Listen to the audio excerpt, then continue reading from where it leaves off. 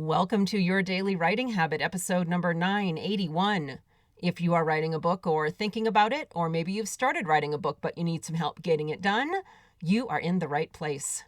Happy Sunday, everyone. I'm your host, Christine Whitmarsh. If you're looking for me online, look for Christine Inc., like that stuff we write with. Each day, I'm sharing with you the writing habits I've learned over my 20 years as a ghostwriter, book coach, and author.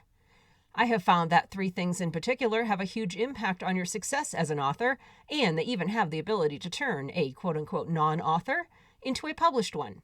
Those three things are writing fundamentals, productivity, and mindset habits. And once again, happy Sunday, everyone, and happy second day of Christmas to those celebrating. Happy holidays, happy end of 2021 to one and all. For this week's Sunday Story Time, I'm doing something I've done at Christmas time for the past few years and reading a very special letter to the editor. In way of tradition and because I think we all need to hear these words now more than ever. So here it is again. And this is by Francis P. Church. It was first published in the New York Sun on September 21st, 1897. We take pleasure in answering thus prominently the communication below, expressing at the same time our great gratification that its faithful author is numbered among the friends of the Sun. Dear Editor, I am 8 years old. Some of my little friends say there is no Santa Claus. Papa says if you see it in the sun, it's so. Please tell me the truth. Is there a Santa Claus? Virginia O'Hanlon. Virginia, your little friends are wrong. They have been affected by the skepticism of a skeptical age. They do not believe except they see. They think that nothing can be which is not comprehensible by their little minds. All minds, Virginia, whether they be men's or children's, are little.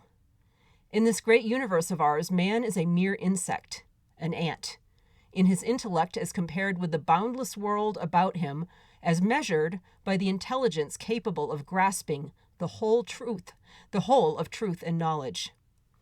Yes, Virginia, there is a Santa Claus. He exists as certainly as love and generosity and devotion exist. And you know that they abound and give to your life its highest beauty and joy.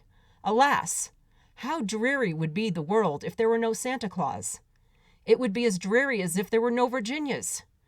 There would be no childlike faith then, no poetry, no romance to make tolerable this existence. We should have no enjoyment except in sense and sight. The eternal light with which childhood fills the world would be extinguished. Not believe in Santa Claus? You might as well not believe in fairies. You might get your papa to hire men to watch in all the chimneys on Christmas Eve to catch Santa Claus. But even if you do not see Santa Claus coming down, what would that prove?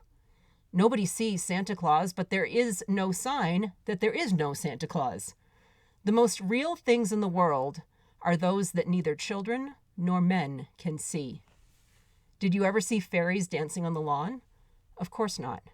But that's not proof that they're not there. Nobody can conceive or imagine all the wonders there are unseen and unseeable in the world. You tear apart the baby's rattle and see what makes the noise inside. But there is a veil covering the unseen world which not the strongest man, nor even the united strength of all the strongest men that have ever lived, could tear apart. Only faith, poetry, love, romance can push aside that curtain and view and picture the supernal beauty and glory beyond. Is it all real? Ah, Virginia, in all this world there is nothing else real and abiding. No Santa Claus. Thank God he lives and lives forever. 1,000 years from now, Virginia, nay, 10 times, 10,000 years from now, he will continue to make glad the heart of childhood. And that is the very famous, Yes, Virginia, there is a Santa Claus letter to the editor. And both last year and especially for this year, the reason I chose this story is this line. The most real things in the world are those that neither children nor men can see. Because as authors, our job is to plant the seeds of stories, ideas, and other notions in people's minds.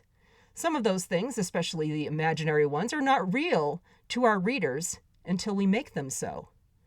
Making things up and sharing them planting those seeds in the minds of others, I think, is one of the greatest things we can do for others. It's one of our greatest privileges as authors. How lucky are we to be able to do that?